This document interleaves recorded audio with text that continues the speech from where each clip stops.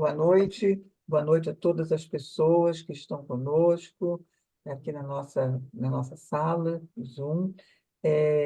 Nós aqui estamos hoje para receber a palestra da professora Ildete Pereira de Mello, que está trabalhando, é coordenadora geral de uma pesquisa que trata sobre a vereança no estado do Rio de Janeiro. Quais são os desafios, né, que nós mulheres temos quando enfrentamos a arena política partidária? Então, fizemos todo levantamento, né, bastante minucioso, bastante criterioso, com a participação da assistente de pesquisa, a Frasângela, que é doutoranda, e também fizemos basicamente com a coordenação da professora Ildete, né? Faz parte de um projeto, né, da Mulher e Criança, do IBAN, que tem dois eixos prioritários, que são esse eixo da pesquisa, onde nós aprimoramos o conhecimento sobre a questão política partidária no estado do Rio de Janeiro, com foco, né, o olhar nas mulheres. No projeto anterior, nós estudamos as deputadas federais, e das deputadas estaduais e federais também. E agora nós fizemos esse levantamento das vereadoras dos 92 municípios no século XXI, então, de 2000 a 2020. Tá?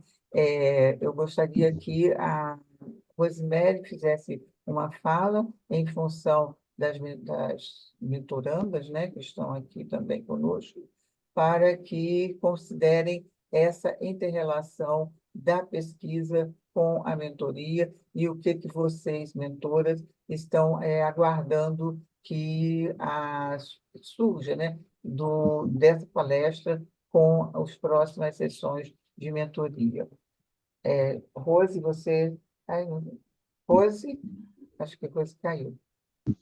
Bom, nós agora já aprendemos que quando essas coisas acontecem, acontecem mesmo. É imponderável, a gente não consegue garantir que a internet nos obedeça. Então, é isso que a gente tem, né? E vamos seguir. Depois, quando o Rose retornar, na hora que nós tivermos o debate, nós, então,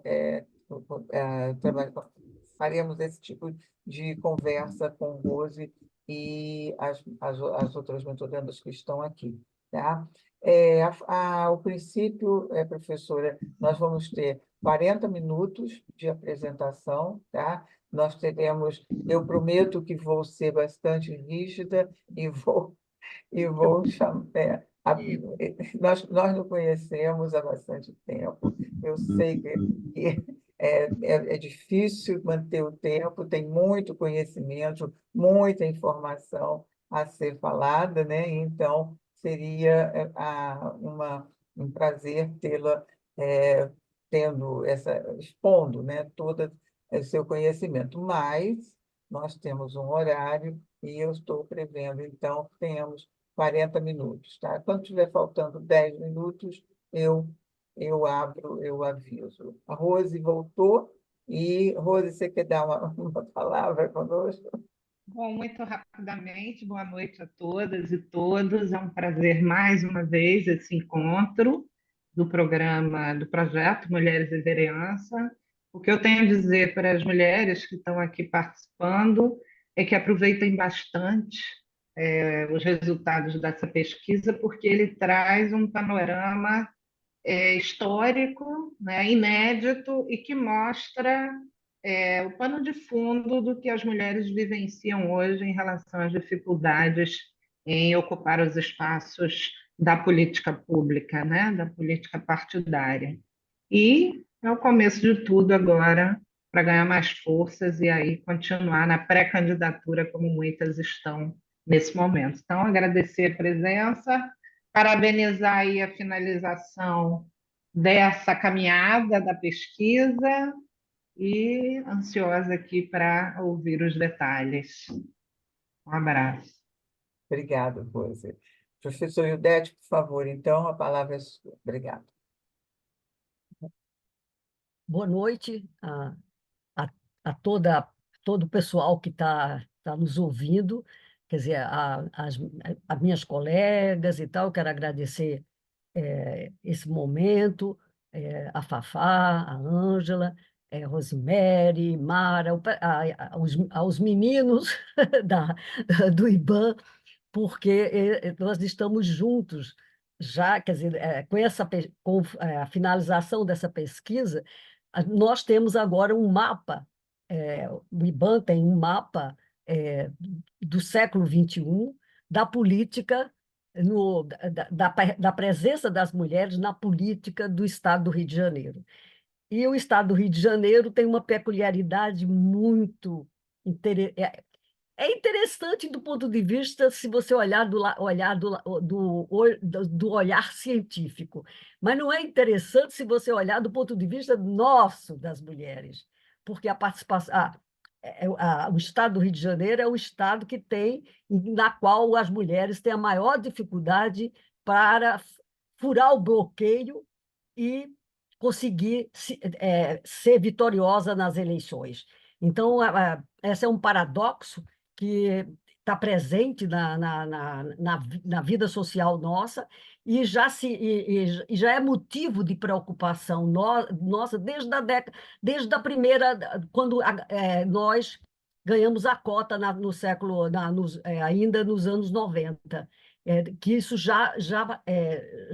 veio à tona numa pesquisa anterior que eu participei junto com Lena Lavinas, do IPEA. Então, olhando agora nessa pesquisa, nós tivemos um olhar de... você pode passar, ou começar a passar os slides, que fica mais fácil, porque o tempo está... Faço sim.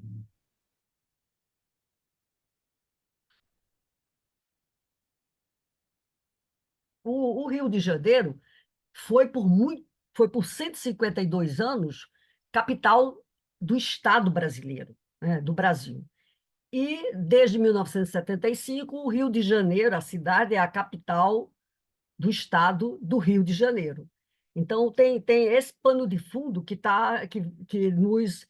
Eu não sei se nos assombra ou se ele contribuiu para essa situação dessas dificuldades que as mulheres têm de furar esse bloqueio da política partidária, né? Então, o objetivo dessa pesquisa, assim como a gente já fez para a Câmara dos Deputados e para a LERJ, para o mesmo período, é um período um pouco maior, porque a gente pegou depois os anos 90.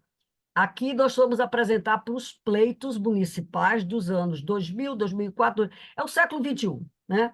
E o objetivo nosso era entender, quer dizer, por que uma participação tão pequena das mulheres nos cargos de políticos e, sobretudo, nos cargos na vereança, né? Então, a gente olhou, separou os municípios, olhou os pleitos por regiões administrativas, e, por fim, a gente tem, ancorada no trabalho pioneiro da Celi Pinto, trabalhamos com o conceito de vereadoras longevas, porque, assim como na vida, quer dizer, há pessoas que se mantêm. Algumas vai uma vez e não vai mais. E outras fazem uma carreira política ao longo dessa história. A metodologia era quantitativa, com estatísticas descritivas, né, do qual nós fizemos, é uma parceria, né, toda essa análise foi feita com a doutoranda Fafá. Vou chamar Fafá porque a Flasângela, mas ela é conhecida no meio feminista como Fafá. E a fonte de dados nossa é o portal aberto do Tribunal Superior Eleitoral e do Tribunal Regional Eleitoral do Rio de Janeiro. Então, nós trabalhamos com os dados dos tribunais eleitorais, o nacional e do Estado. Pode passar, Ayrton. Hércules não, Eberton. Então, a primeira questão que para mim, dessa pesquisa que é interessante, é mostrar que a variância é, do ponto de vista da política, o poder que é mais antigo, mais longevo. Ele está presente desde a colônia. Então, as câmaras municipais, elas foram organizadas ainda com Tomé de Souza. Então, é uma longa caminhada do poder, dos municípios, não vou chamar município, das cidades, dos pequenos lugarejos, e você vê, quer dizer, na cidade de Salvador foi criado o primeiro, nesse momento, uma primeira, você construiu uma câmaras que na época você chamava, que já havia em Portugal, chamava Câmara, Conselho de Metrópole, e que aqui na colônia foi chamada de Câmara Municipal. É interessante porque lá era Conselho de Metrópole, aqui era Câmara Municipal, até porque o território brasileiro é muito maior. Então, de 1530 até 1822, até a independência, você vai ter uma Câmara, um poder municipal organizado.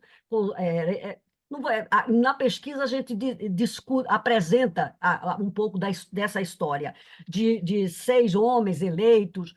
Claro que eram os homens bons, eram os ricos, eram os proprietários de terra, os principais eleitores, e que podiam também se candidatar a vereador. Então, nessa caminhada, você chega à proclamação da independência, e você cria as câmaras municipais continuam, só que elas vão ser organizadas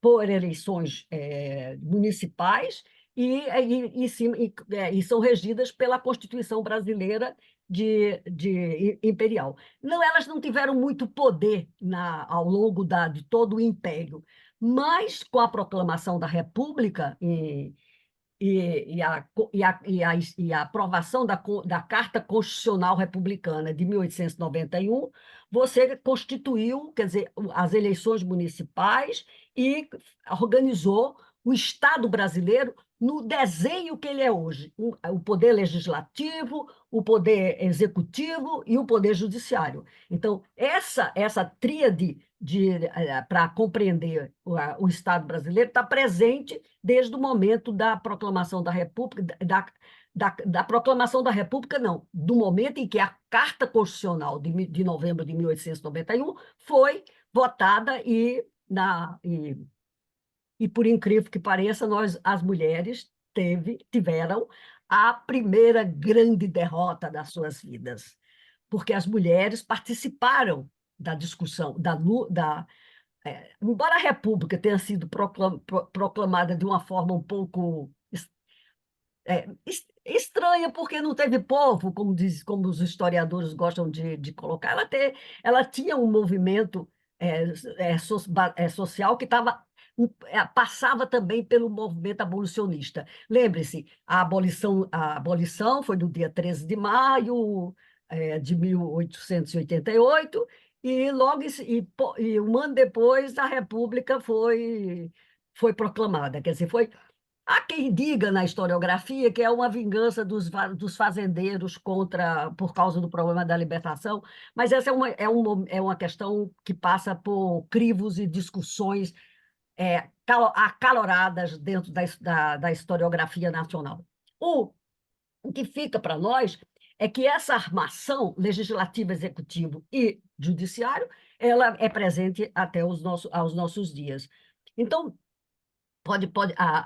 e aí onde é que entra? Quer dizer, primeiro, a gente não ganhou o direito de votar e ser votada na Constituição de 1891. Nós fomos, eu diria que a gente que o ministro da Justiça daquele momento, o senhor Cesar Alvim, ele tem um problema, a redação do texto, por isso que a gente nunca pode deixar que o plural masculino queira dizer homens e mulheres.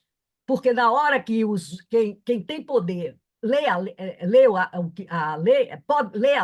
ele interpreta como ele quer. E ele diz: usou os eleitores maiores de 21 anos, que sabem ler e escrever, podem votar e ser votado. E eleitores ele definiu como homens. E nós levamos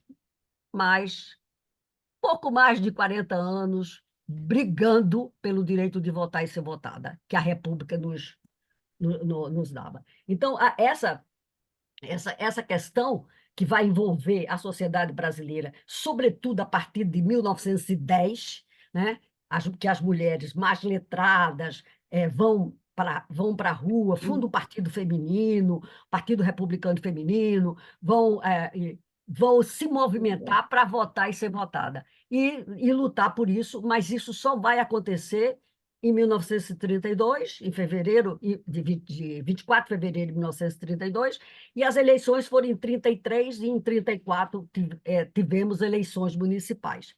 Então, as primeiras eleições, claro, vocês perceberam que, né, quem sabe um pouco da história, só uma mulher foi eleita nas eleições de 33, até porque ela participou da revolta paulista contra Getúlio. Então, a Carlota Pereira de Queiroz tinha uma participação na guerra, porque ela era médica e organizou as mulheres para fazer farda para os soldados e tal, e ela conseguiu ser eleita.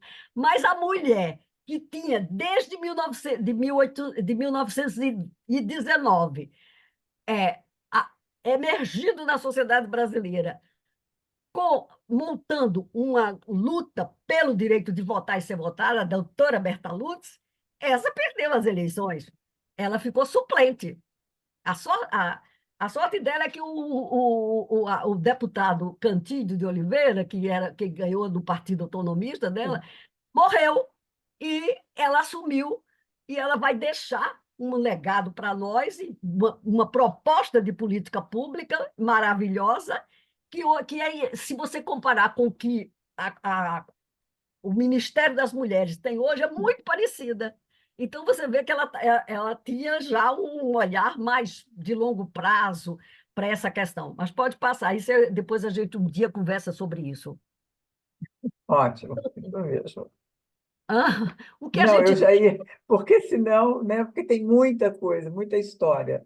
Vamos lá. senão Isso, eu engreno uma isso. ré, e eu não quero engrenar uma ré. Então, entre a década de 30, eu consegui votar e ser votada, se eleger, aí no nosso texto, que vai ficar disponível para todas vocês, vai ficar patente, porque a gente faz essa historiada e traz quem são as mulheres. São raríssimas as mulheres. E olha, quando você olha para as eleições municipais de 2020, aqui a gente já vai ter um alento.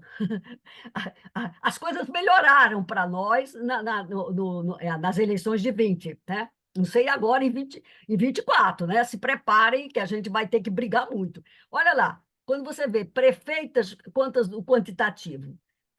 12%. Então, e os homens vão com quase 88% praticamente. Quando você vê vereadora, a média brasileira é 16%. Só que o Rio é pior. Vocês vão ver que o Rio é uma percentagem mais baixa, é um pouquinho menos de 10%, é 9,9, 9,8, 9,9, arredondar para 10, para não ficar tão fora pelo menos ter dois números, mas é o estado que tem a pior representação política do Brasil. Isso não é bom, mas a gente precisa mudar. E todas essas lutas nossas são para mudar essas coisas, essas eleições, a gente tem que pensar bem em quem que a gente vai votar. Então, você tem vereador e o vice-prefeito. O vice-prefeito também fica na casa dos 16%. Aqui você tem o mapa das eleições municipais para o ano de 2020. Pode passar, por favor. Quando você olha o Brasil, né, então você tem por região, se vocês perceberem, a região Nordeste é o quem tem a melhor representação feminina. O meu Nordeste, porque eu sou paraibana, né? Então, o meu Nordeste é a melhor representação feminina no Nordeste. Aí você vai ter que 16,9, não, mas o estado, a região sul tem 17,6% de mulheres. A, a, porque você tem um Paraná, Santa Catarina e Rio Grande do Sul. O Rio Grande do Sul tem também uma população grande, muito grande, muitos municípios, e você tem 17,6. Mas você tem, de uma maneira geral, não destoa.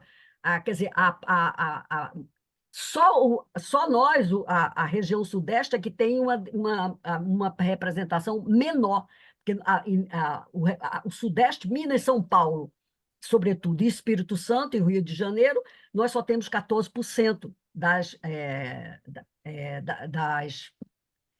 vereadoras Entendi.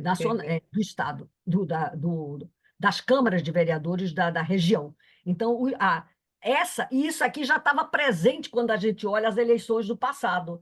Essa dificuldade das mulheres da região, que diria mais onde a sociedade industrial avançou mais, a escolaridade, tudo, por que essa barreira? Esse é o desafio que a gente vai ter, que nós temos que enfrentar, e vocês que vão disputar essas eleições, têm que ter claro que esse é um mote que a gente tem que bater pesado para conseguir furar esse bloqueio. Porque aí você olha, porque o Nordeste. Aí tem tem que procurar explicações, mas mesmo assim a história mostra uma realidade dura. Porque a política é o espaço de poder. E o espaço de poder não é dar, ninguém dá poder de graça. Então, a gente é preciso lutar e empurrar, talvez empurrar. Pode passar. Então, aqui também você tem o ranking dos estados, né? Então, novamente, se você olhar, o Rio de Janeiro está. Aqui está arredondado, botamos 10% na presença feminina, mas ele dá 9 e pouco, 9,90, mas aí é uma questão de qualquer maneira, é o estado que tem a menor, esse mapa é precioso, porque ele permite que você olhe o território brasileiro e, qual é o comportamento em cada unidade da federação, das eleições municipais de 20. Então, quem foi eleito, os homens e as mulheres, quer dizer, sempre olhando, nós estamos olhando pelo prisma da questão do sexo. Não estamos discutindo identidade nem raça. Aqui não. Até porque vocês vão ver que a questão de raça só vai aparecer nos registros do Supremo, dos tribunais eleitorais, a partir da eleição municipal de 16. Pode passar. Então, é, aqui, então, olhando agora, focando no Rio de Janeiro. Então, são 6 eleições, né, que a gente analisou. Então, a gente vai ter gráficos com o número de vereadores e vereadoras, e, inclusive, a pesquisa vai buscar as informações nos 92 municípios que compõem o estado do Rio de Janeiro, né? Então, quando eu falei da cidade do Rio de Janeiro, aqui tem uma peculiaridade, porque como a cidade do Rio de Janeiro foi a capital da República ao longo da história, desde de meados do século XVIII até o século XX, então isso mostra uma peculiaridade grande na cidade do Rio de Janeiro, e sobretudo na região metropolitana, nessa região do recôncavo da Baía de Guanabara, que na época você tinha, era o Distrito Federal. Então, mas o Distrito Federal no Império está dentro de uma região que, naquele momento, ainda era a região mais rica do Brasil, por causa da produção de café. A produção de café é a riqueza do Brasil no Império, até ser suplantada já na República, ainda não, já na República, porque São Paulo só vai passar a produção de café do Rio de Janeiro em 1892. Nós já estamos em plena República. E aí a história é outra. entendeu? Mas isso marca bem como a cidade, a politização, e aqui tá os poderes nacionais estavam assentados na cidade do Rio de Janeiro. Então, pode passar. Então, aqui nós temos o gráfico que mostra o número de vereadoras e vereadores eleitos nas 6 eleições do século XXI. Então, as eleições de número pelos 92 municípios. Então, o 20 é 93. não, e quanto? 20, 118. 118. Aí você tem 93, 92, 94. Quer dizer, você tem uma gangorrinha que, mas de qualquer maneira, cresceu. Tem um ligeiro crescimento no número de mulheres eleitas no estado do Rio de Janeiro no século XXI. Pode passar. Aqui tem por cidade. Aqui é caso interessante. Quais são as cidades, os municípios que elegem mais mulheres?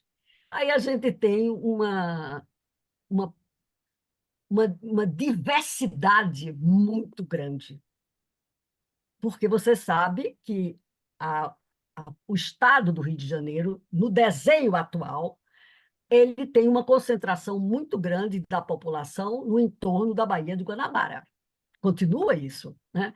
A cidade do Rio de Janeiro é uma das maiores cidades do Brasil. É São Paulo, Rio de Janeiro, e seguida vem as demais. As demais.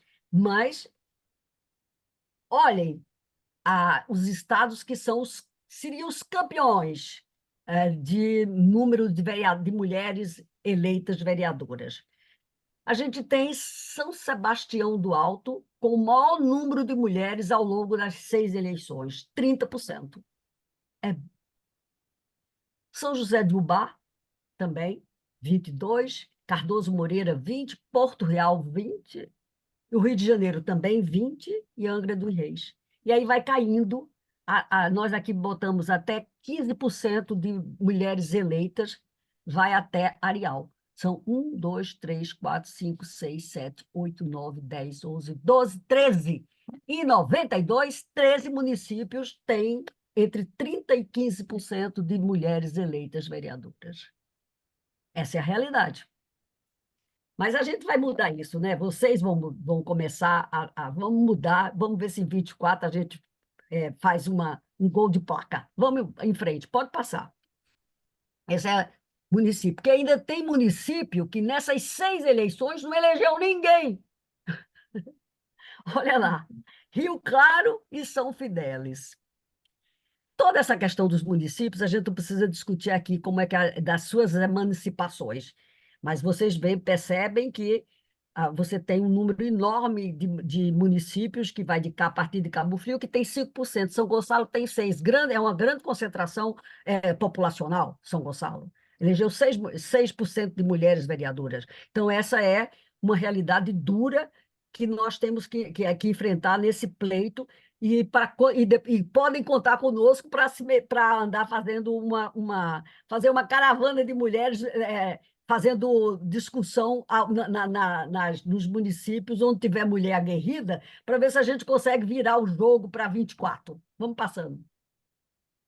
Aí, aqui o gráfico mostra bem, né, os municípios que não elegeram, porque essa questão que eu estou falando em média, mas se olhar eleição por eleição, tem município que não elegeu nenhuma naquela eleição. Então, você tem uma espécie de gangorra que mostra esse número nas eleições de 2000 até a eleição de 2020. Pode passar. Aí vamos saber, mas quem são essas vereadoras? Como eu falei para vocês, a primeira questão, que é a questão racial, né, raça-cor, só as eleições de 16, esse quesito aparece no cadastro documental da candidatura. Antes não aparecia, né? Só tinha o sexo. Então, você tem que... As mulheres são... Elas se declararam, porque no Brasil a cor é declaratória. Então, cada pessoa diz o que ela, como é que ela foi socializada e provavelmente educada. Então, eu tenho que... primeiro, aqui é o sexo, né? Então, aqui você tem que o sexo, a cor, praticamente, por exemplo, a gente não tem uma população nipônica, muito pequena, então aparece um traço. Mas você tem, por exemplo, branco começou com 76 e na eleição de 20 as mulheres que se declararam brancas eram 65,6% das vereadoras eleitas. E essa questão o 65 é o masculino.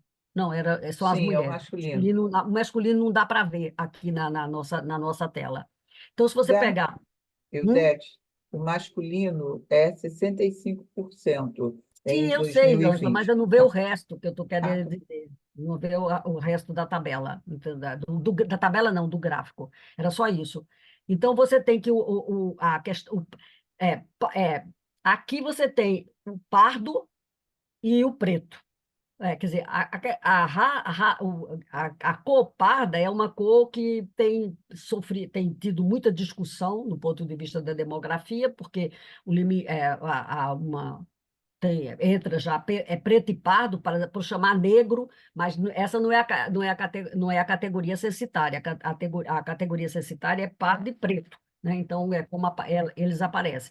Então, você tem que se somar é, é, pardo e preto, você teria cerca de 23%, mas tem 76%, e isso vai caindo um pouco, porque no censo nas eleições de 20, pardo aumentou para 25%, para 25,1%, e o preto, eu não consigo ver o preto aqui, mas era também, mantém-se ele diminui, o preto, quer dizer, mais pessoas se disseram pardas, né, do que anteriormente. Pode passar. A instrução, essa aí é uma forma interessante. As mulheres têm mais anos de educação do que os homens, de uma maneira geral, para o Brasil inteiro. E para o Brasil inteiro. Então, essa questão da escolaridade fica visível quando a gente olha o grau de instrução dos vereadores eleitos no Estado. Então, você tem, embora essa questão também olha, é preciso que vocês olhem, quem quiser pesquisar sobre isso e tal, olhem com mais cuidado e talvez entrevistas pudessem nos ajudar mais a entender de uma maneira geral, quando você olha a deputada federal e os deputados federais e tal, você tem um número de ensino superior mais elevado. Mas aqui você tem um conjunto com ensino fundamental completo, portanto, só o fundamental. Depois você tem o ensino médio incompleto, o superior incompleto, para poder e fechar, né, e entender melhor o, que é as pessoas que conseguiram se terminar a sua escolaridade. Então, aqui você tem o grau de instrução e você olha para eleição por eleição. Aqui não está dividido, não está mostrando o sexo, aqui está o conjunto dos vereadores. Vamos olhar para o sexo, porque aí você vai ver que as mulheres têm uma diferença, e a questão da escolaridade feminina fica patente quando você olha as vereadoras as vereadoras e os vereadores. Pode passar, por favor? Muito bom. Não precisava ter botado. Das mulheres Então, eleitas, olhem bem que você vai ver que o superior incompleto é alto, né? É, o, e, e o ensino fundamental, o incompleto é alto e onde é que está? O superior completo está aqui. Então, você tem um detalhamento grande aqui que ajudará muito todo mundo que queira depois usar essa pesquisa para produzir outras pesquisas, esses dados são preciosos, porque eles são dados garimpados, né, e desse ponto de vista eu quero agradecer a Fafá, que é uma incansável e tem um grande traquejo com a tabulação dos dados e com a pesquisa no Tribunal Eleitoral do Rio de Janeiro. Então, você tem que o superior é o roxinho, o superior completo. Então, as mulheres, elas ampliam nas eleições o contingente de mulheres eleitas, que era 36% que tinha curso superior completo, passa para 61%.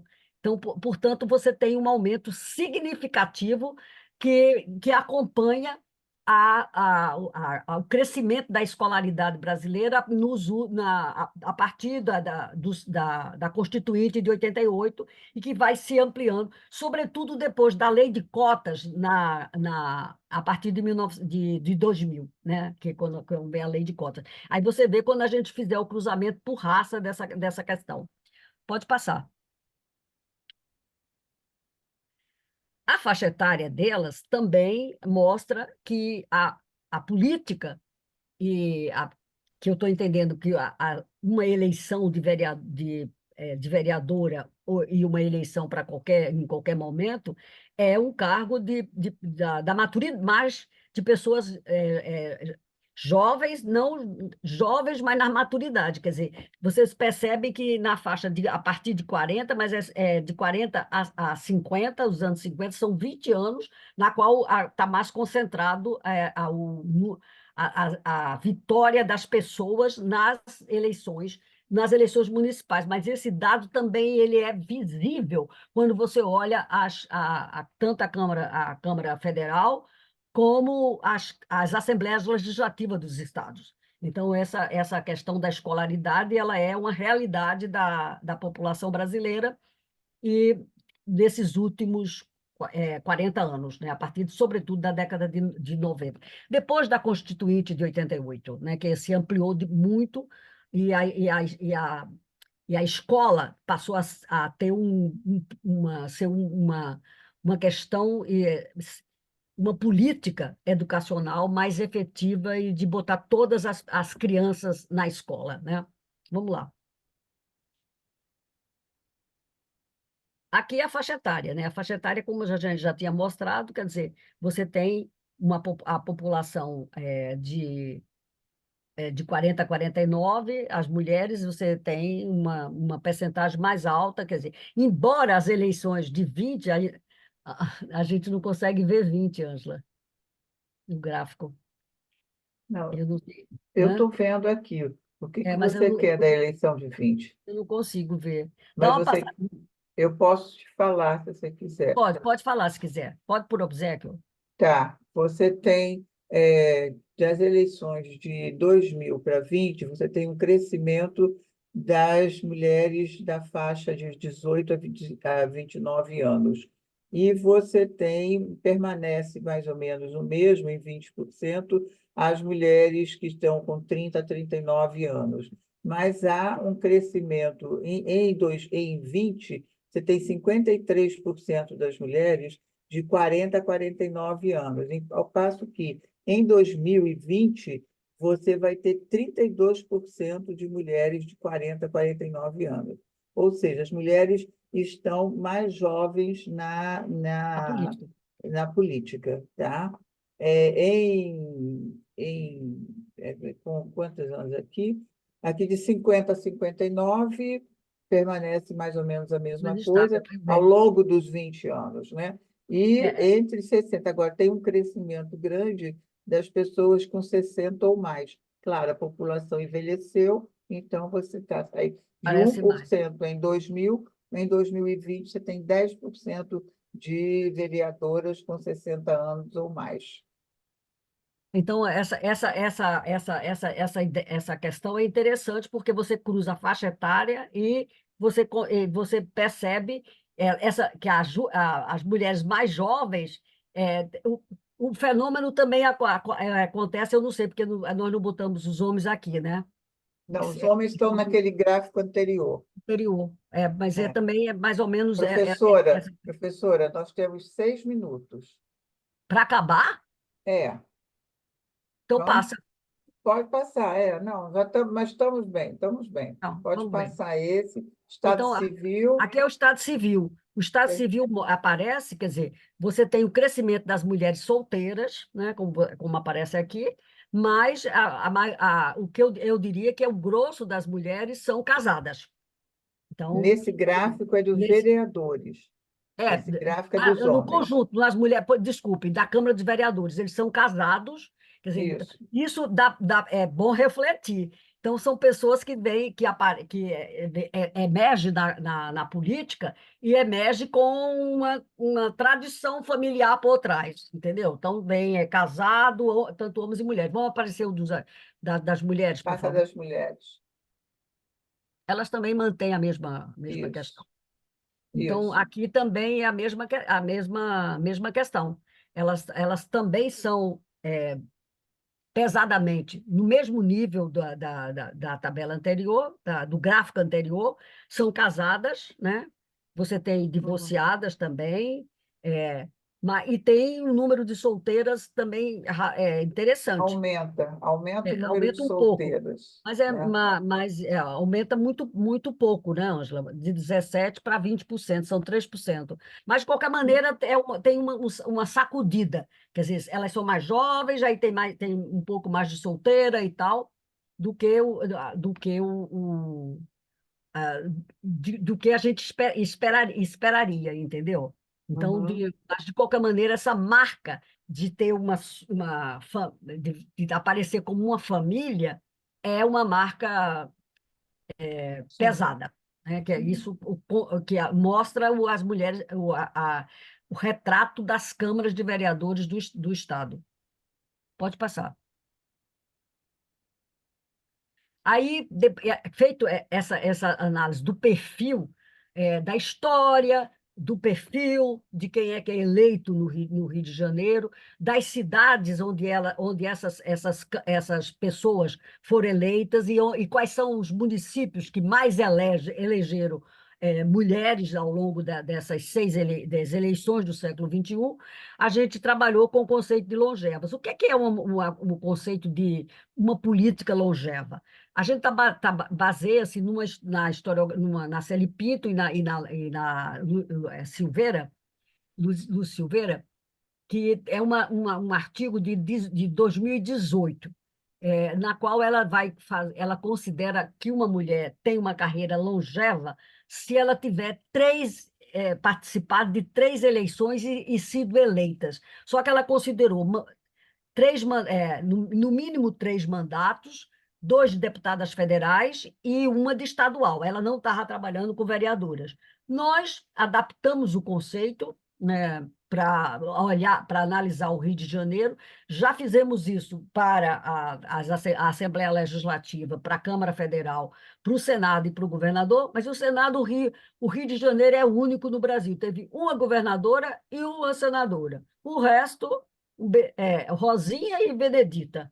Então, essa é a realidade do Rio. Agora, deputada federal, não, a gente teve um conjunto de mulheres e tal, e aí nós então criamos uma lista, porque esse conceito de longevas são mulheres que têm um mandato, no mínimo de 3 mandatos, como vereadoras. Então, a gente listamos nas 6 eleições, é, encontramos uma que teve 6 mandatos, ela ganhou todas as eleições, né? Vocês vão daqui a pouco saber quem é, né?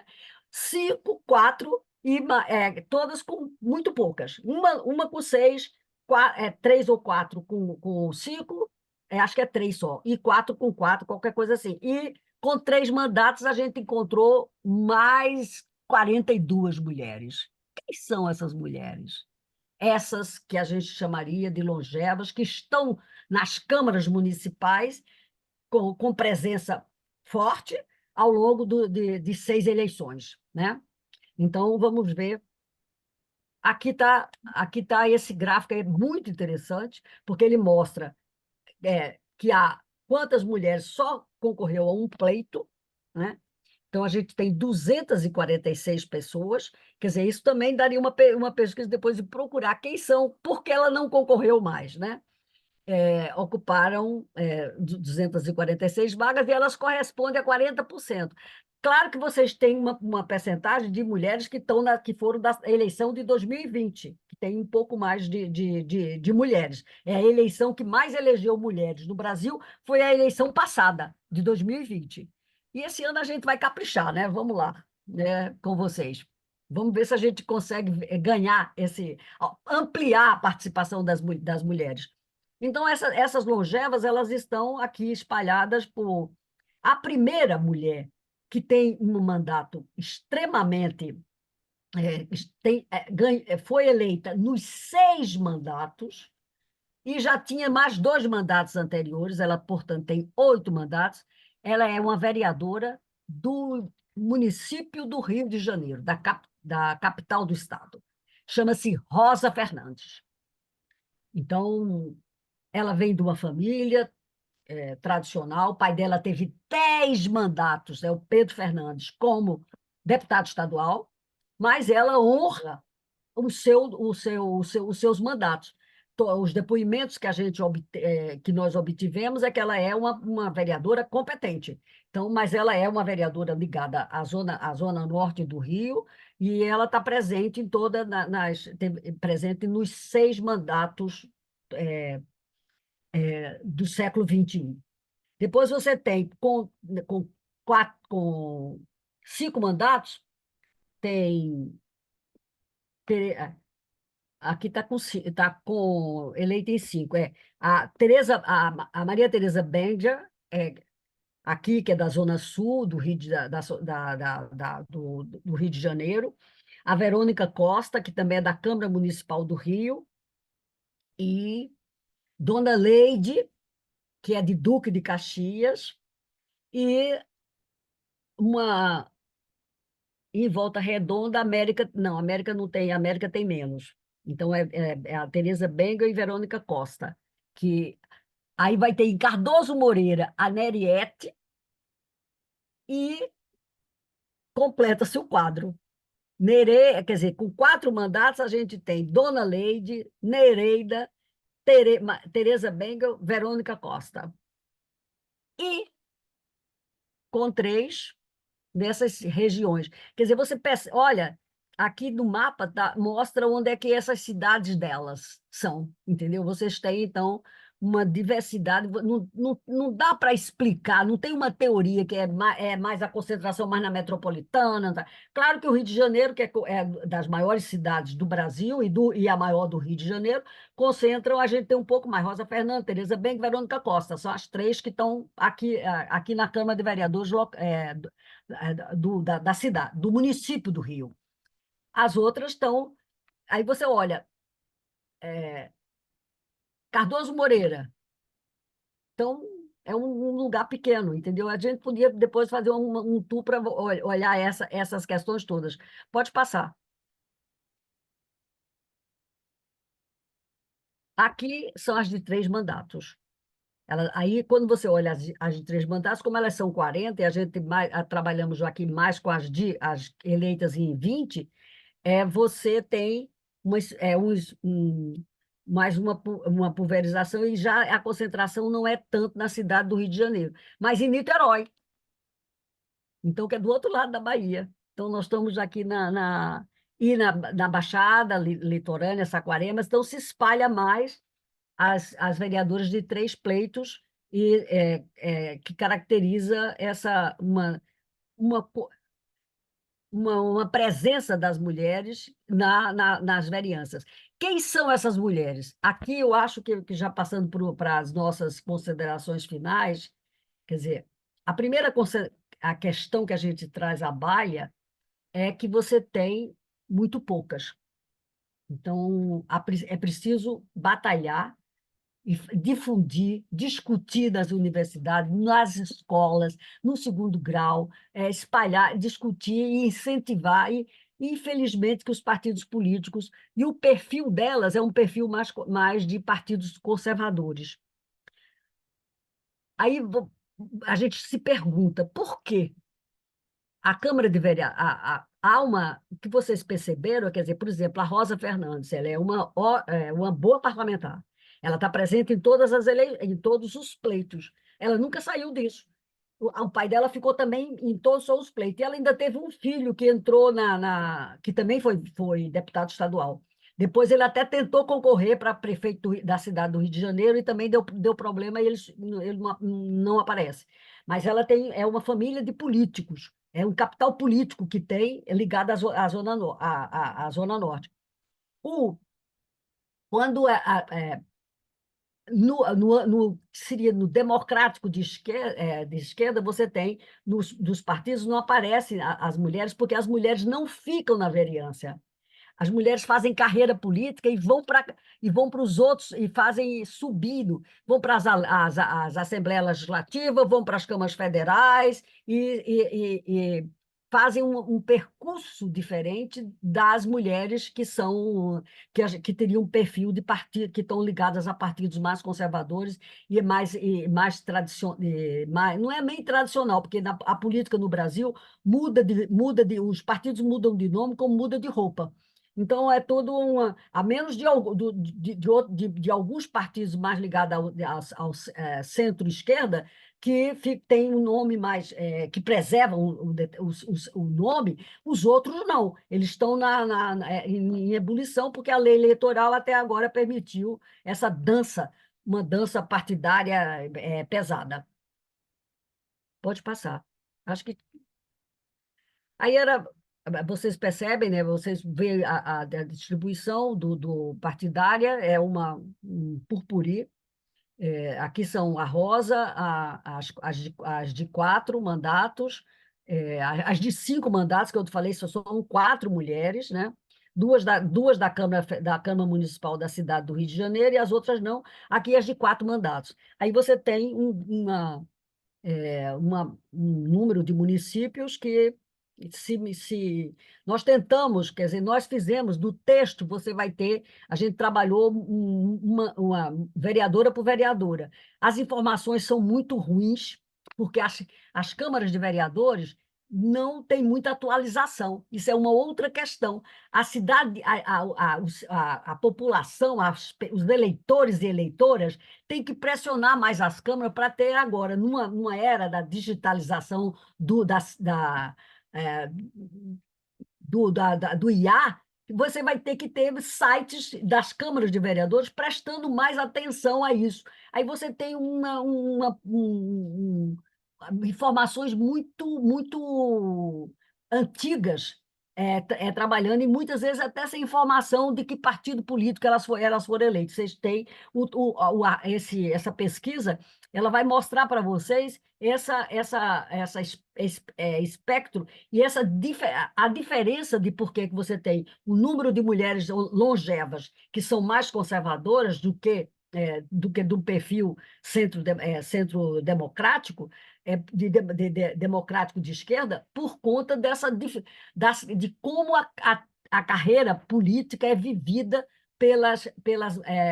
por estas mulheres, entendeu? Então, é como se essas mulheres elas estão cristalizadas numa política local, de fazer, de vivenciar dessa forma, enquanto que as outras não, elas tentam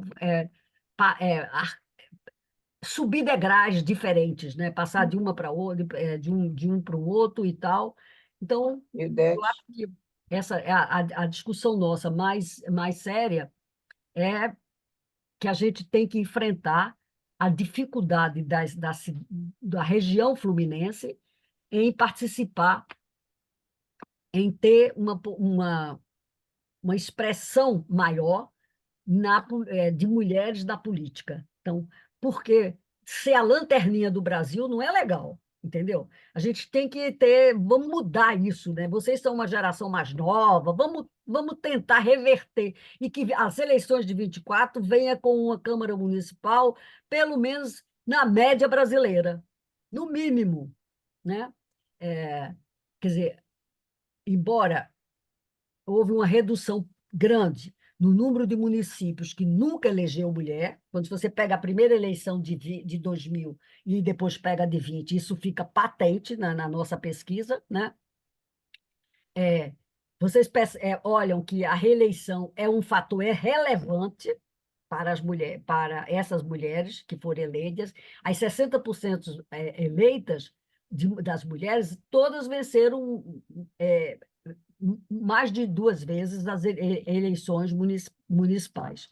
Então, elas fazem uma carreira política municipal, ao contrário das outras. Mas isso é uma questão a ser discutida e pensada no médio prazo.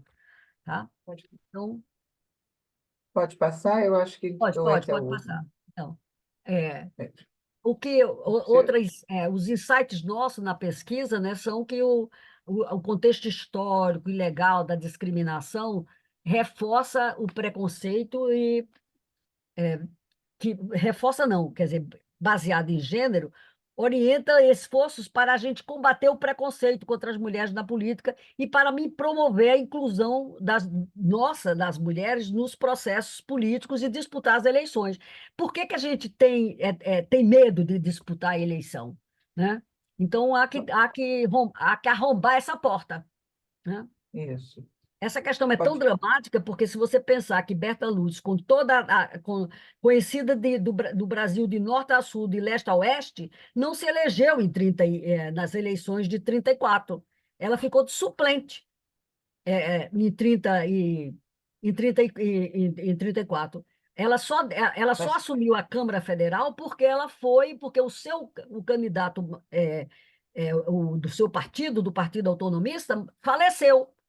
Foi por causa de uma tragédia que ela assumiu o mandato de deputada federal em 1935, 36.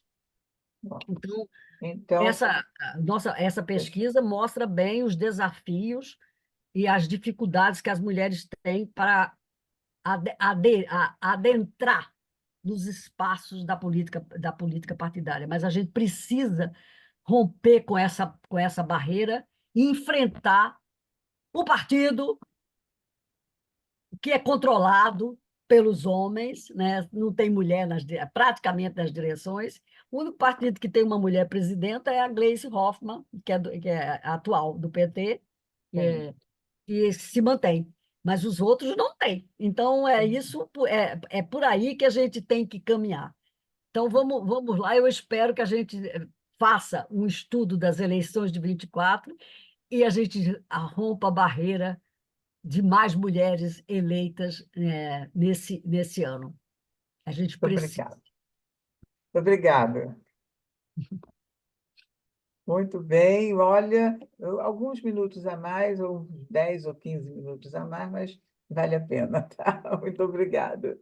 Bom, agora a gente abre para as perguntas que vocês tenham. Você pode, como estamos aqui na sala mesmo, vocês levantem a mãozinha, que eu acho que aí dá para a gente organizar. Antes, eu quero dizer bem-vindo, Leonardo Melo, que está na Alemanha, não é isso? Então, bem-vindo, é um prazer tê-lo aqui conosco, tá bom? Bom, alguém está. Não estou vendo nenhuma mãozinha levantada, mas eu vejo, ô, Ildete, que podíamos pensar um pouco também, como você colocou, nessa questão da reeleição, que faz com que as mulheres, então, tenham mais possibilidade de serem eleitas, né? Se você, assim, eu acho que também acontece com os homens, né? Se você é eleito uma vez, você tem uma Uhum. possibilidade, uma chance de ser reeleito, né? E nos municípios, como está ali perto da casa, perto de todos os afazeres domésticos, né? Dos cuidados e tudo mais, então fica mais, como eu vou dizer, mais confortável para aquelas mulheres é, estarem no seu dia a dia, na política e com a casa. Eu vi que a Mariana de Resende está querendo se posicionar. Por favor, Mariana. Eu queria fazer uma pergunta para vocês. Vocês devem ter essa informação de uma forma melhor, né? Como é que ficou a questão da obrigatoriedade da ocupação de cadeiras por mulheres? Eu lembro que tinha sido colocada em votação uma legislação que Não ficou solicitava ainda. que essa obrigatoriedade fosse de 30%, e depois na discussão isso baixou para 15%, mas eu não tenho certeza se essa lei chegou a ser sancionada ou não. Vocês saberiam informar a respeito disso, por gentileza? Eu posso começar a responder dizendo que eu quero me chicotear, porque nós, nós quando passou a lei a legislação na década de 90, eu sou feminista desde dos anos 70, tá? Então a gente bobeou, porque a gente não percebeu que a gente tinha que ter feito, quer dizer, a gente não tinha que pedir obrigatoriedade na candidatura. Quer dizer, o problema de ter da obrigatoriedade da cota na candidatura foi um erro estúpido da minha geração, entendeu? Porque a gente devia ter virado a mesa naquele momento. Então, a gente não entendeu. Até porque não tinha nenhuma tinha mandato, quer dizer, a política era muito mais fechada. Se a gente estudar, até porque a gente estava saindo da ditadura militar. Então, tem toda uma conjuntura, quer dizer, 21 anos de ditadura, das dificuldades. Se você pega, e essa questão da tradição do Brasil de ter tão poucas mulheres na política, se você olha em qualquer dos espaços, né, você ter tido a primeira governadora brasileira em 94, e foi Dona Rosiane Sarney. Então, você tem uma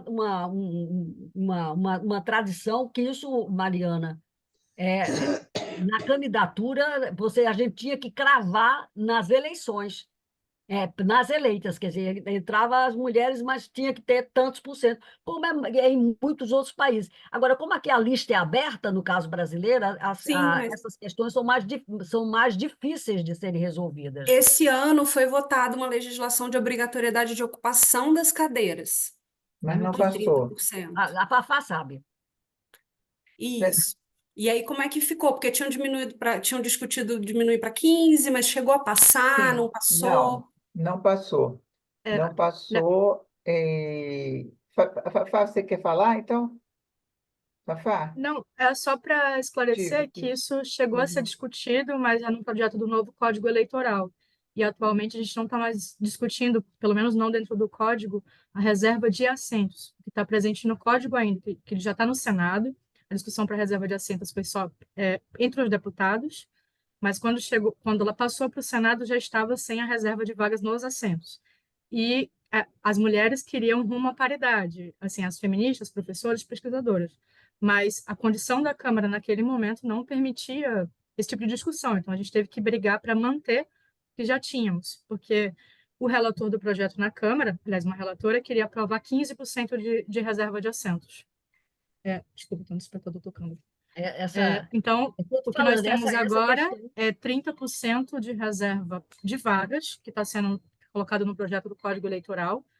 No momento, queriam retirar até a reserva de candidaturas, então a gente está num contexto muito pior, na verdade, e aí tem um monte de ativista, deputada e pesquisadora brigando com o relator no momento para que mantenha pelo menos 30% de candidaturas. Esse é o nosso contexto atual.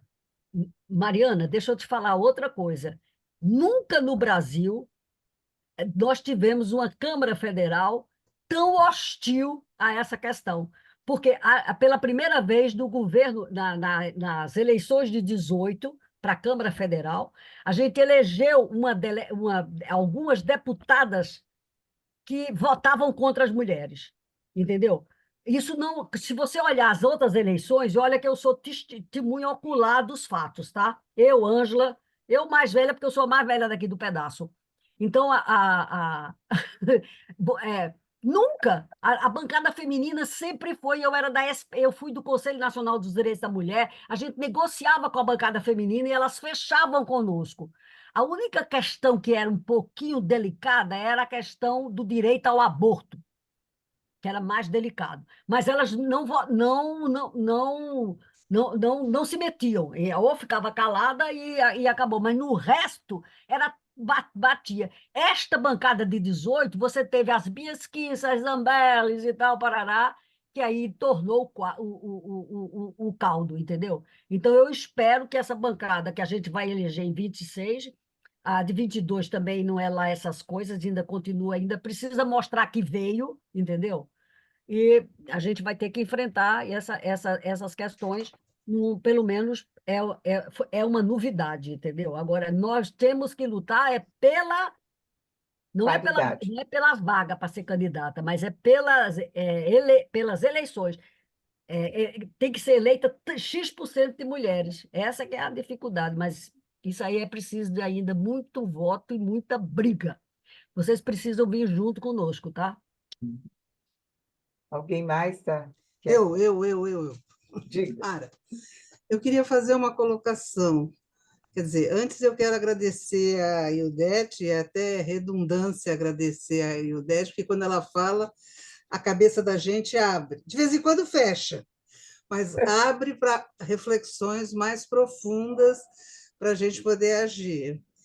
Eu queria comentar o seguinte: eu acho que nós estamos fazendo, nós, através do projeto e das ações que estamos vivendo nesse momento, eu acho que nós estamos fazendo um bom trabalho de preparação, de incentivo, de deixar conhecimento, de ajudar a elaboração de estratégias para as nossas candidatas.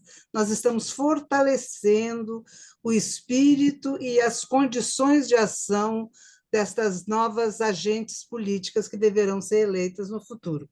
Com relação a isso, eu acho que nós estamos num bom caminho. Não só nós, tem outras pessoas que estão fazendo coisas semelhantes. Mas eu tenho a impressão que há que se fazer alguma coisa também na estrutura dos partidos. Ninguém cede poder, ninguém vai abrir nada para ninguém. É preciso conquistar, pela concepção, pela briga, pelo que seja, uma maior qualificação para a participação das mulheres nas estruturas dos partidos.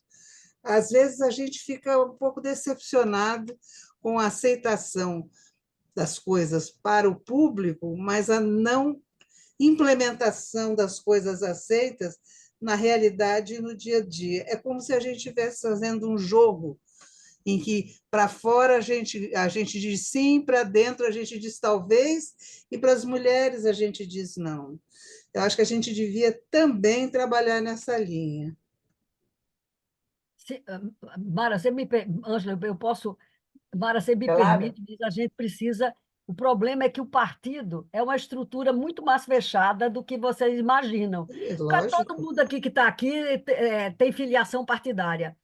Eu faço política, desde o secundário, lá em Campina Grande. Eu nunca fui convidada para ser candidata. Que Nunca. você é uma ameaça, porque você é uma ameaça. Você não é uma laranja, tá? Você não é uma laranja. É Ô, isso que a gente fictícia, tem que deixar de a se Ângela, ver como uma laranja. a gente vai ter que carimbar. A Ângela Fontes criou a palavra fictícia para essas candidaturas, entendeu? Então, eu fui de uma banca, da Banca da Laerda, que é um dos livros mais interessantes, que analisando o século XXI, sobre as mulheres da política, e aí eu disse, mas olha, ela usava laranja. Aí eu disse, não pode não, porque eu estou sugerindo, a Ângela Fontes está sugerindo fictícia, e ela pegou no ato e trocou, quando eu fui da banca de qualificação e de doutorado, e ela trocou e o nome ficou agora, porque fictícia é essa a razão. A gente tem que rasgar a mulher fictícia. Mas eu acho, Mara, que a gente tem. Não é à Elas, toa que na República Brasileira você teve uma mulher eleita, e foi a mas, única que sofreu impeachment. É. Quando não foi botada pelos militares fora, mas isso é outra É. coisa, mas ela sofreu impeachment. Então, para mim, aquilo foi a tarde de domingo mais triste da minha vida. Foi aquele impeachment horroroso com os deputados mostrando aquelas bobajadas deles para votar contra ela, entendeu? Agora, eu queria. Nós estamos. São 7h30, né? Estamos bem na hora, não é esse o problema, não. Eu queria só falar um pouquinho por que fictícias e não laranjas. E quando a gente chama laranja, qualifica aquela mulher que entrou numa chapa, né, como laranja, você está carregando para ela todo o poder, o negativismo que compõe essa palavra. Essa palavra ela é carregada de corrupção, de coisas negativas, né? Não necessariamente, as mulheres não são todas boazinhas, anjinhas e bonitinhas. Tem muita mulher que não, enfim, que faz o que quer mesmo de outra forma. Mas nem todas estão sabendo que o nome está lá. Então, eu acho que é uma situação muito desigual colocar laranjas para todas as mulheres, né? Então, fictícias é aquela que faz de conta que eu sou candidata, e ela nem às vezes nem sabe que está sendo candidata. Então, esse foi uma, uma sugestão que eu estava pensando nisso, e porque também tem uma situação muito difícil para as mulheres, porque essas mulheres fictícias que não prestam contas da sua campanha, que têm uma série de situações assim contrárias, né, que vão trazer a elas muitas dificuldades, e ao município, porque se você tem um município pequeno, como como é que o primeiro, fugiu o nome, você tem Sebastião do Alto. Sebastião do Alto. Você tem poucas mulheres lá. E as outras mulheres que fizeram campanha, será que elas se apresentaram suas contas? Se o CPF está em dia?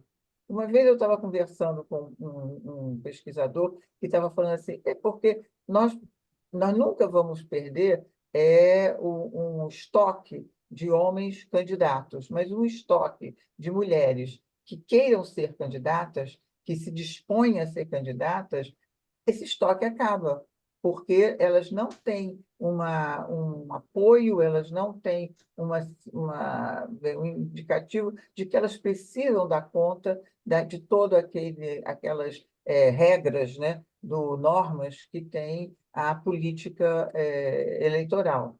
Então, municípios pequenos também têm essa situação. Entendeu? O estoque de mulheres que se dispõem aí à luta, né? Nós estávamos falando aqui com a Mariana é de Resende, mas Resende não é um lugar pequeno. Resende é uma cidade grande, Média para grande. de média para grande. E quantas mulheres em Resende, depois, Mariana, você pode ver na pesquisa, quantas mulheres em Resende foram eleitas em 20 anos, entende? E aí é uma coisa assim, por quê, né, que elas não se colocaram? Porque acabou o estoque de mulheres, enfim, é uma coisa. Diga. Ângela, o Leonardo Melo botou uma questão, mas eu não consegui ler.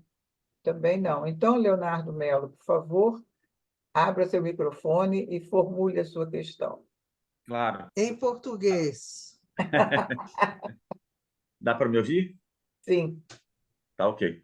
Não, uma questão que vocês apontam logo no começo, na apresentação da Eudete, foi em relação à quantidade de prefeitas e vice-prefeitas eleitas. E dado até essa discussão que vocês dois estão trazendo sobre vereadores fictícios, eu me pergunto também, primeiro, sobre chapa. Então, é muito normal para todo mundo ver que as chapas são sempre de homens, né? É um candidato da vice e a prefeito. Então, é mais raro você ver candidata, e ainda mais candidata eleita para prefeito ou para prefeita. E eu fico me imaginando se as vice-prefeitas não são essas fictícias também, né? Põe lá para parecer que o partido é muito aberto. E, para além disso, eu iria para o outro extremo da igualdade, que você quase não vê uma prefeita eleita com uma vice-prefeita eleita na mesma chapa. Então, existe uma discrepância entre esses blocos de chapas para a prefeitura na inclusão de mulheres, ainda mais levando em conta a questão das fictícias. Tinha Tá. outras questões, mas desculpa, é só, eu acho que... Diga. O nosso estudo não era sobre prefeitas, tá? A gente trouxe as informações. Isso. Agora, o que você está Mas, dizendo é a chapa é uma composição, entendeu? Então, você tem, atualmente, como o feminismo anda na moda, então você tem feito muita chapa com a vice-mulher, entendeu? Mas, ó, mas mas, é, tam- mas é para inglês ver, como diz o... É para inglês ver. Então, mas porque uma coisa é a chapa, outra coisa é você analisar as prefeitas. Quer dizer, você tem. Mesmo assim, você elegeu no Brasil, nessas 6 eleições, 16% de prefeitas. É muito pouco. E de vice-prefeitas, 16%. Só que a variância é ainda menor, entendeu? Então, Mas, é Outra uma. coisa que eu ia o perguntar Léo, deixa eu fechar um claro, pouquinho isso, a questão da vice-prefeita. Nesse ano que nós estamos chegando, né, você teve também a questão do fundo eleitoral. Então, com o fundo eleitoral, você tem os percentuais. Então, você tem o percentual das mulheres, e aí os homens carregam a vice-prefeita, porque o partido é liberado para usar aquele recurso das mulheres, ou ele pode usar todo na vice-prefeita, e aí impulsiona a candidatura do homem sem que haja nenhum problema.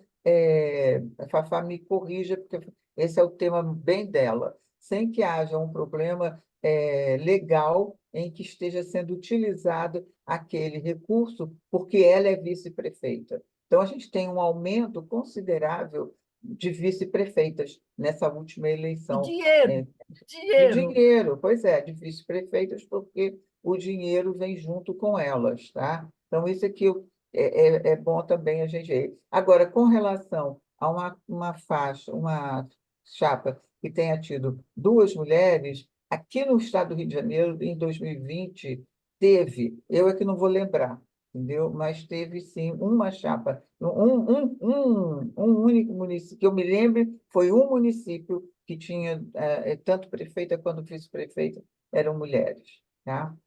É isso. Agora, diga, diga e a gente vai começando a encerrar. Pode ser? Quem A quiser Fafá não tem. fazer. A Fafá, Fafá você não tem. não quer? Ela... É, não, acho ótima a observação do Leonardo, né, só continuando o que você falou, Ângela, a gente teve essa explosão também no âmbito nacional, né? Teve uma explosão de candidatas ao Senado, tanto como suplentes, como segundo suplente de mulheres, uma explosão Uhum. de vice-governadoras, justo por conta dessa composição do dinheiro. Ainda não há uma regulação sobre como utilizar esse dinheiro, aí é uma disputa, né, entre manter a autonomia partidária e aumentar a participação de mulheres. Mas a candidatura é só para o legislativo. Agora o dinheiro está sendo usado para as majoritárias também. Pois é, exatamente isso, né? Tá? E se tinha uma outra pergunta, Léo? A Kelly tinha uma pergunta, eu acho, a Kelly. Kelly, cadê Kelly? Mas Ela a Kelly apontou aí, está com ela a mão. postou. Ah, está aqui. Mas não sei se ela quer falar. Você quer falar, Kelly? Fazer a pergunta? Postou no chat? Ela postou, não, ela estava até nesse É, tanto, de mas tudo mão. bem. Ângela, eu tinha uma outra Oi. questão, sim. Oh, perdão, desculpa. Kelly, Não, o que eu falei, tá aberto meu ah, microfone? Tá, tá. Tá. O que eu falei é que eu acredito que penalizando os dirigentes partidários talvez seja uma solução para minimizar essa questão da fraude nas cotas de gênero, porque quem são penalizadas são as candidaturas, as candidatas fictícias, né?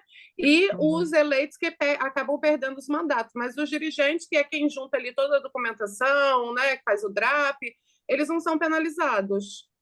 Uhum. Tem razão, em tem suma, o razão. recado é o seguinte, moçada que está aqui, e quem vai nos ouvir para frente, assaltem os partidos. Vocês têm que ser dirigente dos partidos. Não dá para aceitar a brincadeira, não, tá? É. Não, eu acho que as mulheres precisamos entrar nos partidos realmente, não apenas como, vamos dizer, Confiliada. A gente como, quer o não cargo. apenas como militante, mas tendo cargos nos diretórios e não Tem que sendo e não sendo, vamos dizer assim, Maria vai com as outras, sabe? Mas, Eu acho que a gente tem que criar espaços nos partidos, espaços de discussão, espaços de decisão. Isso é uma briga de foice com os que estão lá. uhum, é verdade, verdade. Porque Aí, para você entrar, mas sai um diga, homem. claro.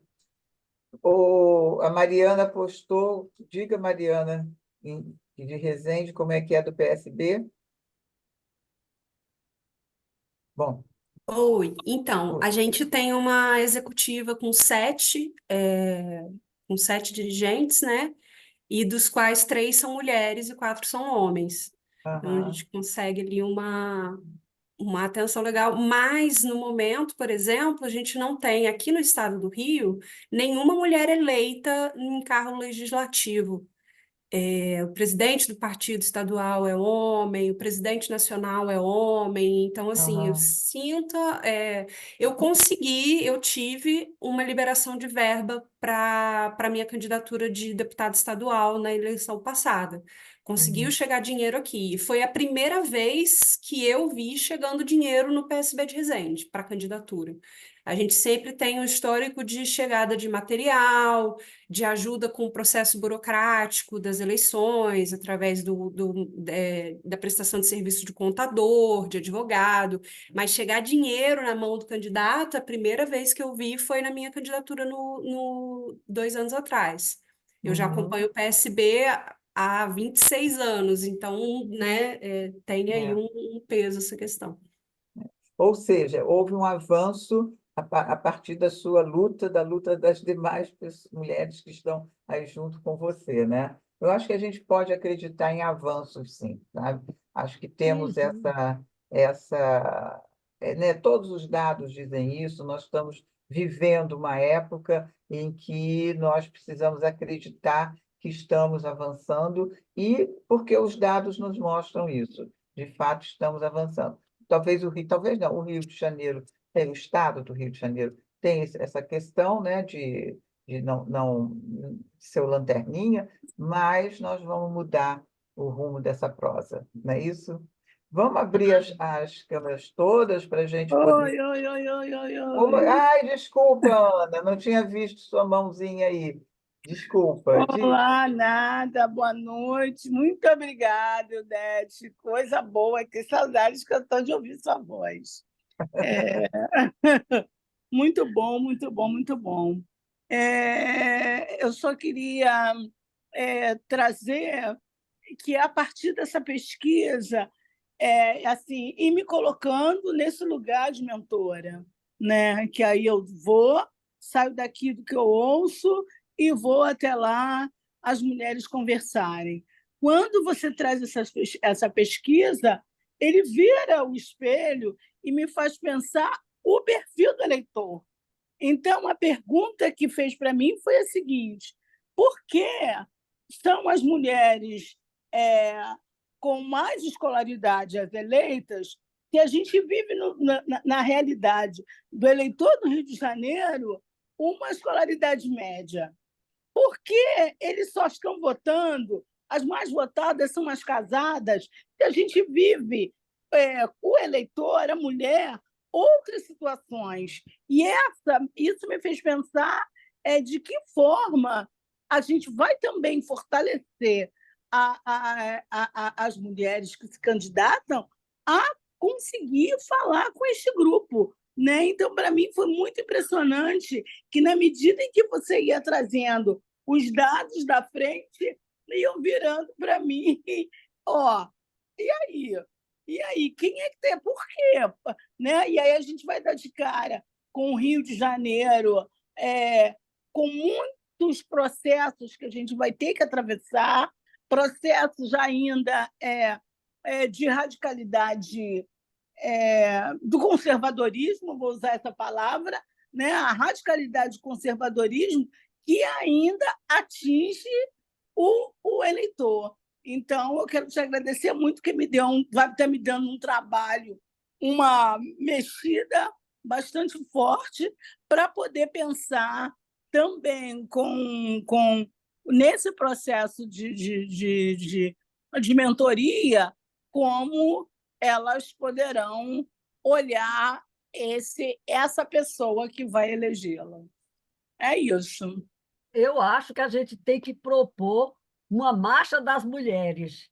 E onde vocês quiserem, a gente vai fazer marcha de mulheres das cidades, entendeu? E aí faz uma coisa super partidária. A gente já fez isso aqui, Ângela sabe disso, quando a gente era do Centro da Mulher Brasileira, ainda nos idos das eleições de 89. Então, de 89, depois da década de 90. E aí une as mulheres de todos os partidos, não importa de onde é que você vem, vamos lá. E aí você faz, porque você faz a rua, você vai para a rua. Se não for para a rua ganhar espaço, a gente vai sempre ser massacrada. Que aí entra o dinheiro, entra tudo. E política é caro. Fazer uma campanha eleitoral é caro. Até hoje a gente se pergunta da história do financiamento público. É uma discussão, porque até então nem era financiamento público, era financiamento mesmo pessoal. Essa é uma discussão que o ativismo feminista, as teorias da ciência política, da ciência social, da própria economia, a gente tem que pensar nessa questão. Claro que que a eleição também é um pouco de aumento da demanda, que aí você compra papel, compra não sei o quê, PPP, paga pessoas. A situação está tão dramática de como da organização da sociedade, mas é preciso resistir e lutar. Onde for, a gente vai. Onde chamarem, a gente vai. Tá certo, Dudete. Tá bem, então. Bom, estamos nos aproximando já do nosso fim, 19, quase 8 horas. Eu quero agradecer muito a todas vocês e todos vocês que estão aqui conosco até agora, né? E vamos abrir para tirar uma foto? Quem tira essa foto tão maravilhosa de sempre? Hércules pode tirar? Eu nunca sei fazer isso, mas você faz e aí a gente coloca na nossa página depois. Tá bom? Aqui tem outra matriarca na tela. Mary Castro. Mary Castro, bem-vinda. Né? Essa é. Desde que você chegou que eu vi, Mary Castro está conosco. Olha lá. Ótimo, Mary. Foi muito bom você estar aqui. Tá? Excelente apresentação, excelente organização. Obrigada, Ângela, obrigada, Eudete. E como ela disse, bom, eu não posso nem ir para a rua porque eu uso bengala, mas eu acho que vocês têm que ir para a rua mesmo. E o nome diz Arruaçá. Isso aí. Uma Vamos bengalada, Mary, uma bengalada. você vai. Tá bom, então, gente. Então, boa noite a todas, a todos, né? Vamos caminhando. Diga, Mary. Quer falar, Não, Mary? só isso.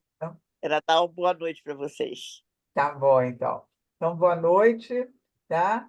Vamos fazer nossa caminhada e depois a gente ainda vai se encontrar. Não é o final né, Rose? Rose quer fazer alguma fala para a gente encerrar? Rapidamente, Isso. nós estamos. Cadê Mariana? Mariana está aqui, né? Nós já começamos as mentorias individuais. Isso. Então, Mariana, você está com Magda, mas a gente tem a Ana Gomes aí na tela, que é uma das novas mentoras. Então, a gente já começou as mentorias individuais desde semana passada. Temos mais um encontro de mentoria coletiva no dia 21, que é semana que vem, terça-feira, então a gente se encontra. E aí depois só lá em junho, onde a gente está prevendo o lançamento parecido com esse da história, né? Um pouco de como é que foi esse processo do programa de mentoria política. Então, eu conto com você e as demais participantes do projeto na terça-feira lá. E mais uma vez, Ildete, parabéns. Fafá, parabéns. Ângela, parabéns. As Tá. 3 pessoas estavam diretamente envolvidas com a pesquisa. Everton, parabéns pelo trabalho também. E vamos em frente. Como as meninas dizem da mentoria, é tudo nosso. Isso aí. Bom, eu agradeço a toda a equipe, né? Porque todo mundo, ninguém faz nada sozinho. Então, é com a equipe mesmo, é o Everton, é o Hércules, entendeu? Rose, Luíse, né? Que já estava conosco, enfim, todas, a Fafá, que está sempre, a Clara, que estava também conosco, e agora saíram porque provavelmente tem outros compromissos, já são 8 horas, aí as pessoas vão ter ou aula, ou enfim, qualquer outro tipo de compromisso. Então é isso, gente. Muito obrigado, tá? Uma boa noite para todo mundo e vamos nos encontrando nas lutas da vida, tá bom? Beijos. Beijo. Tchau. Ei,